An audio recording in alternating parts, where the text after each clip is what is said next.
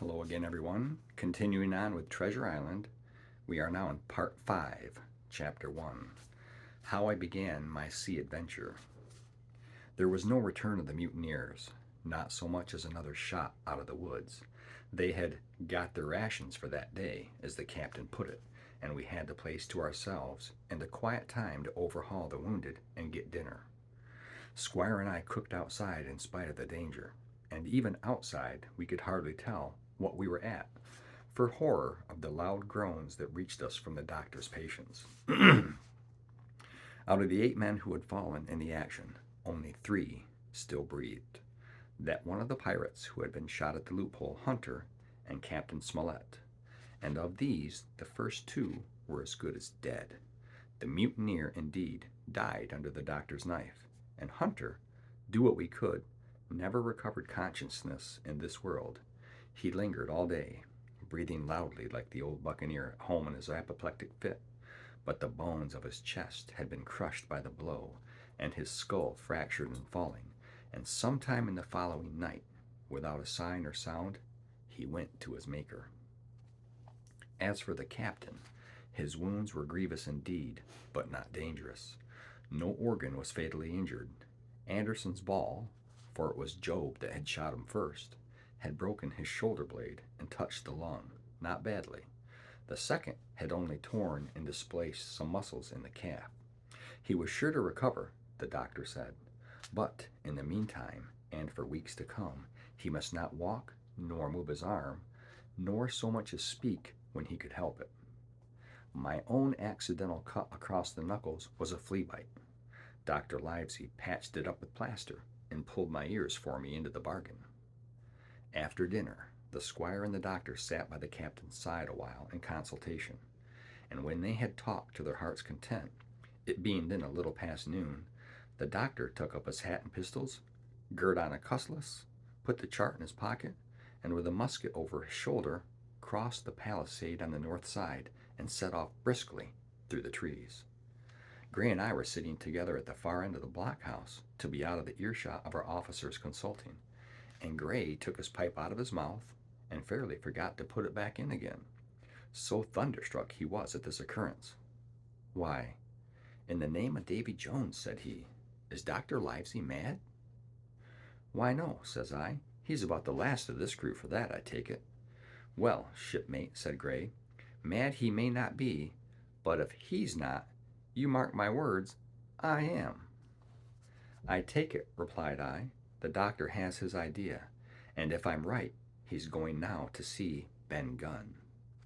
I was right, as appeared later, but in the meantime, the house being stifling hot and the little patch of sand inside the palisade ablaze with midday sun, I began to get another thought into my head, which was not by any means so right.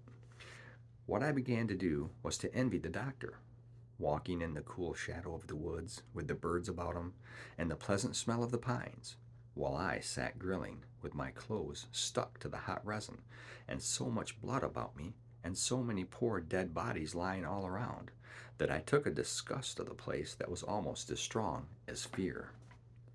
All the time I was washing out the blockhouse, and then washing up the things from dinner, this disgust and envy kept growing stronger and stronger, till at last, being near a bread bag, and no one then observing me, I took the first step towards my escapade, and filled both pockets of my coat with biscuit. I was a fool, if you like, and certainly I was going to do a foolish, overbold act, but I was determined to do it with all the precautions in my power. These biscuits, should anything befall me, would keep me at least from starving till far on in the next day. The next thing I laid hold of was a brace of pistols, and as I already had powder horn and bullets, I felt myself well supplied with arms. As for the scheme I had in my head, it was not a bad one in itself. I was to go down the sandy spit that divides the anchorage on the east from the open sea, find the white rock I had observed last evening, and ascertain whether it was there or not that Ben Gunn had hidden his boat. A thing quite worth doing, as I still believe.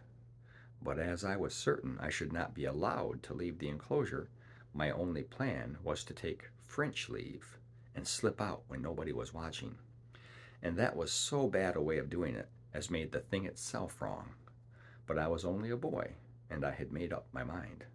Well, as things at last fell out, I found an admirable opportunity. The squire and Gray were busy helping the captain with his bandages. The coast was clear. I made a bolt for it over the stockade and into the thickest of the trees, and before my absence was observed, I was out of cry of my companions.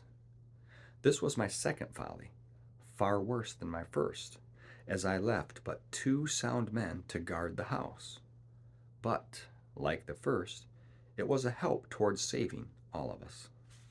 I took my way straight for the east coast of the island, for I was determined to go down the seaside of the spit to avoid all chance of observation from the anchorage.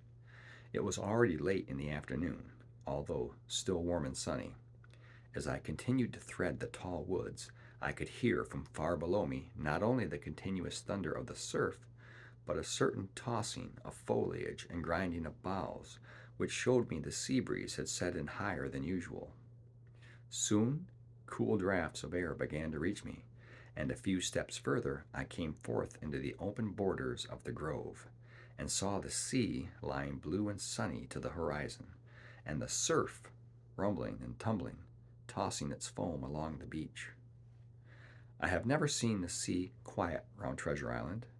The sun might blaze overhead, the air be without a breath, the surface smooth and blue, but still these great rollers would be running along all the external coast, thundering and thundering by day and night, and I scarce believe there is in one spot in the island where a man would be out of earshot of their noise. I walked along beside the surf with great enjoyment, till, thinking I was not got far enough to the south, I took the cover of some thick bushes and crept warily up to the ridge of the spit. Behind me was the sea, in front the anchorage. The sea breeze, as though it had the sooner blown itself out by its unusual violence, was already at an end. It had been succeeded by light, variable airs from the south and southeast, carrying great banks of fog, and the anchorage under lee of Skeleton Island lay still and leaden as when first we entered it. The Hispaniola, in that unbroken mirror, was exactly portrayed, from the truck to the waterline, the Jolly Roger hanging from her peak. Alongside lay one of the gigs, silver in the stern sheets. Him I could always recognize, while a couple of men were leaning over the stern bulwarks, one of them with a red cap, the very rogue that I had seen some hours before stride legs upon the palisade. Apparently they were talking and laughing, though, at that distance, upwards of a mile, I could of course hear no word of what was said. All at once there began the most horrid, unearthly screaming, which at first startled me badly, though I had soon remembered the voice of Captain Flint, and even thought I could make out the bird by her bright plumage as she sat perched upon her master's wrist. Soon after, the jolly boat shoved off and pulled for shore, and the man with the red cap and his comrade went below by the cabin companion. Just about the same time the sun had gone down behind the spyglass, and as the fog was collecting rapidly, it began to grow dark in earnest. I saw I must lose no time if I were to find the boat that evening. The White Rock, visible enough above the brush, was still some eighth of a mile further down the spit, and it took me a goodish while to get up with it, crawling, often on all fours, among the scrub. Night had almost come when I laid my hand on its rough sides. Right below it there was an exceedingly small hollow of green turf, hidden by banks and a thick underwood about knee-deep, that grew there very plentifully. And in the center of the dell, sure enough, a little tent of goat skins, like what the gypsies carry about with them in England. I dropped into the hollow, lifted the side of the tent, and there was Ben Gunn's boat. Homemade, if ever anything was homemade. A rude, lopsided framework of tough wood, and stretched upon that a covering of goat skin, with the hair inside. The thing was extremely small, even for me, and I can hardly imagine that it could have floated with a full-sized man.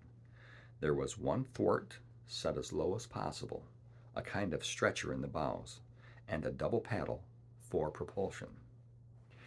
I had not then seen a coracle, such as the ancient Britons made, but I have seen one since, and I can give you no fairer idea of Ben Gunn's boat than by saying it was like the first and the worst coracle ever made by man.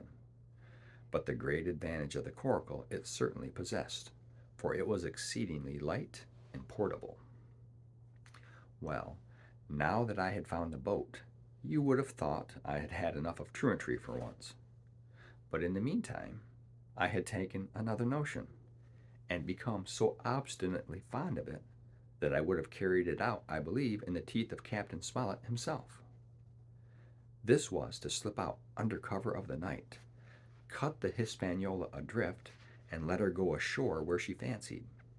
I had quite made up my mind that the mutineers, after the repulse of the morning, had nothing nearer their hearts than to up anchor and away to sea.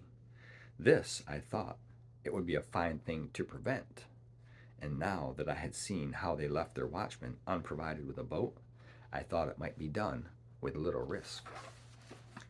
Down I sat to wait for darkness, and made a hearty meal of biscuit.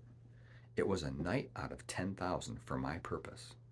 The fog had now buried all heaven. As the last rays of daylight dwindled and disappeared, absolute blackness settled down to Treasure Island. And when at last I shouldered the coracle and groped my way stumblingly out of the hollow where I had supped, there were but 2 points visible on the whole anchorage. One was the great fire on shore, by which the defeated pirates lay carousing in the swamp. The other, a mere blur of light upon the darkness, indicated the position of the anchored ship. She had swung round to the ebb. Her bow was now towards me. The only lights on board were in the cabin, and what I saw was merely a reflection on the fog of the strong rays that flowed from the stern window. The ebb had already run some time, and I had to wade through a long belt of swampy sand, where I sank several times above the ankle, before I came to the edge of the retreating water, and wading a little way in, with some strength and dexterity, set my coracle, keel downwards, on the surface.